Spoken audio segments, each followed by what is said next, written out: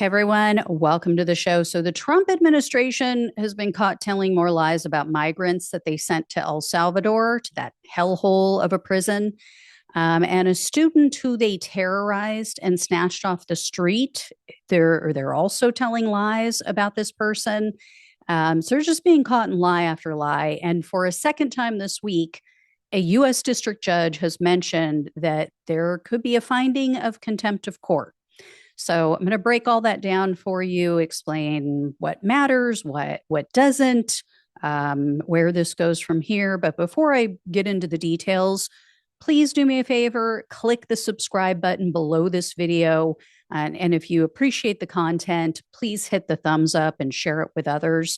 Those are all free ways that you can help out, and I greatly, greatly appreciate it. So on to the news. So Donald Trump and his minions, they have all said that these men that they sent to El Salvador are the worst of the worst. That was a direct quote from them. These are the worst of the worst. These are violent criminals. They're gang members. They're murderers. They're rapists. And they said, we had to get rid of them, have to keep them out of our country. They're a danger to our citizens.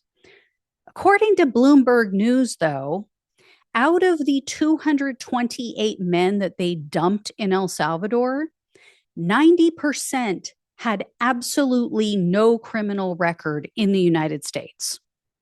So, as I keep saying, if they can lie about these men and they can just ship them off to another country before anyone even realizes that it's happening, and then just go, oops, sorry, my bad. Yeah, probably not a good thing, my mistake, but nothing we can do about it. They're no longer in our jurisdiction. Then they can do it to you and me and anyone else that they choose. So the Supreme Court had better step up. They better make themselves very clear before Trump escalates this situation. And they've been caught in another lie, like I said. So I'm sure you guys all remember the Tufts student, TUFTS. She was surrounded by men in plain clothes. I shared that video with you the other day. She was hauled off in an unmarked vehicle. Well, according to the Trump administration, their own State Department said she never did anything wrong. She never made a single anti-Semitic remark. She has zero ties to terrorist organizations or any terrorist activity. That was what their administration said, their State Department. Trump had claimed that this woman, Rumeysa Ozturk, that she took part in, quote, activities in support of Hamas. So Trump is trying to revoke her student visa. He's trying to deport her. But in March, his State Department drafted a memo. They looked over all the evidence. They reviewed everything on her, and they said that the Secretary of State, Marco Rubio, did not have sufficient grounds to deport her. So what the Trump administration did then was they switched tactics. They decided, okay, well, we're going to invoke a different rule for Ozturk's deportation. Because up until then, they had said, oh, well, her, what she's doing, it goes against our foreign our foreign platform, our foreign policies, blah, blah, blah, in regard to Israel. So instead, they go, oh, okay, well, that argument's not going to work. So instead, Marco Rubio has invoked the Immigration and Nationality Act. That act requires no evidence of wrongdoing. If the Secretary of State wants to be a big old giant bigoted dick, which he obviously does, then he can just revoke anyone's visa, he or she, whoever holds that office, do this without justification whatsoever. So simply because Ozturk co-authored a school article and took issue with how her college was dealing with and aligning themselves with Israel, and this genocide is going on, the slaughter of women, children, and babies, they're kicking her out of the country. And they're trying to do the same thing to a Columbia University student. His name, I'm probably going to butcher this, but I think it's Mohsen Madawi. He is a legal permanent resident. He has a green card and he has lived in the US for 10 years. Madawi has applied for citizenship. And on Monday of this week, he went in for what he thought was a citizenship interview. He thought it might be a trap. So he alerted his representatives in Vermont.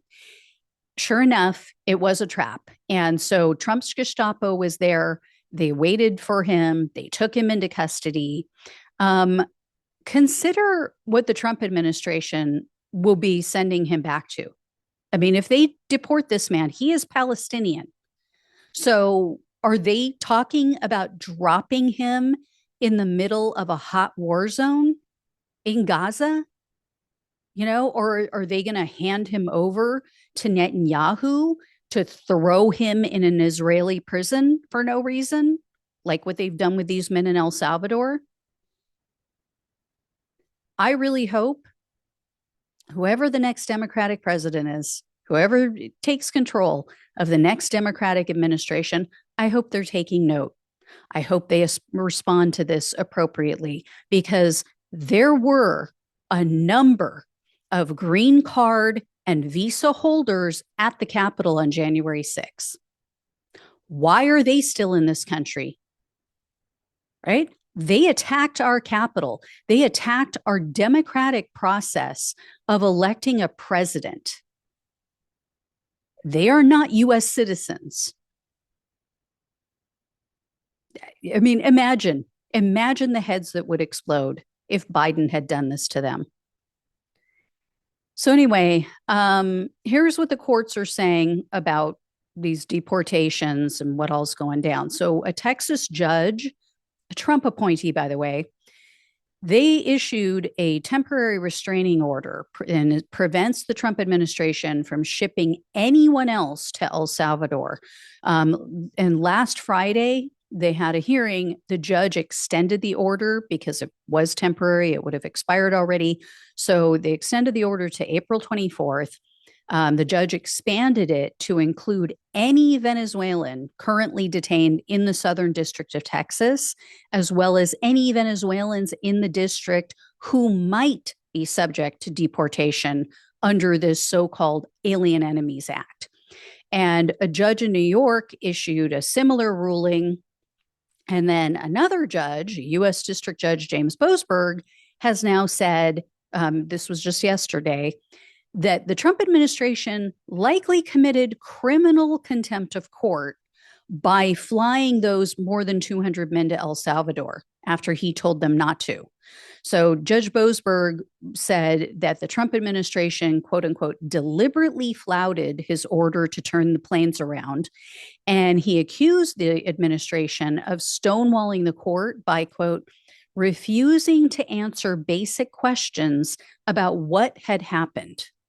And in his ruling, he went on to say, quote, the Constitution does not tolerate willful disobedience of judicial orders, especially by officials of a coordinate branch who have sworn an oath to uphold it. To permit such officials to freely annul the judgments of the court of the United States would not just destroy the rights acquired under those judgments, it would make a solemn mockery of the Constitution itself. And Boasberg said he's not going to impose a punishment just yet. He's giving the Trump administration a chance to, quote unquote, cure this contempt charge. So what he said is by April 23rd, the Trump administration has to either return these men from El Salvador, all three of the planes that he flew down there, and then, as the Supreme Court ordered, they have to be given due process before an immigration judge. Or Boasberg said, I want to know who made this call. Who decided and made the final call to allow these planes to continue on to El Salvador after I ordered their return? Here's why this is completely meaningless. I hate to be the bearer of bad news, It seems to be all I am lately. But anyway, other than getting something on the record and hoping that the public actually gives a damn, Boasberg can make a finding of criminal contempt and he can try to either fine or maybe jail someone in Trump's Justice Department. However, Trump can just pardon them. There will be no consequences. So this is why I keep saying we have blown past the stop sign of constitutional crisis.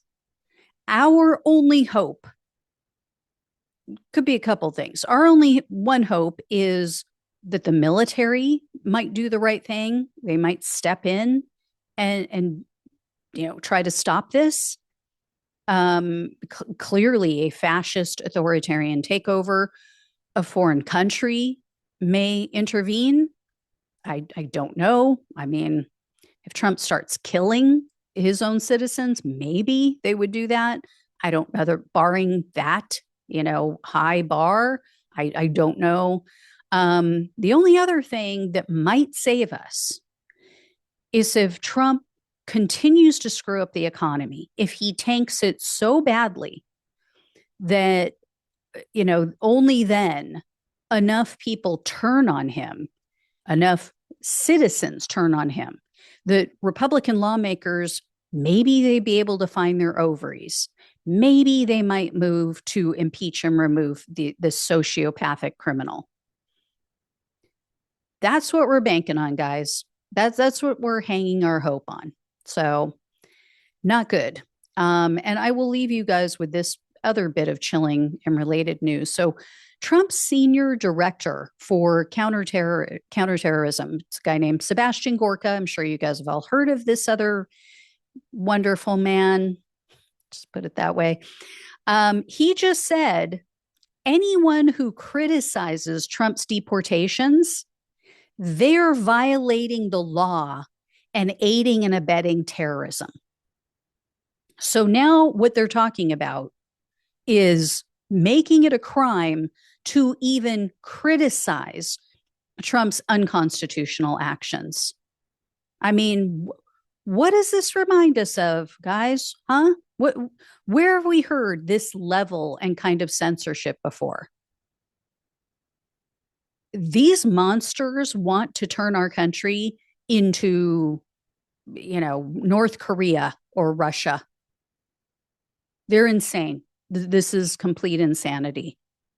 I knew it was going to be bad.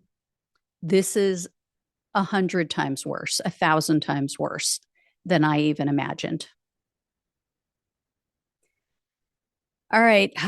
Sorry for all the bad news. As I said, please please share this video. Please subscribe if you have not. Please donate to the show if you possibly can. Love you all. Take care. Talk with you soon.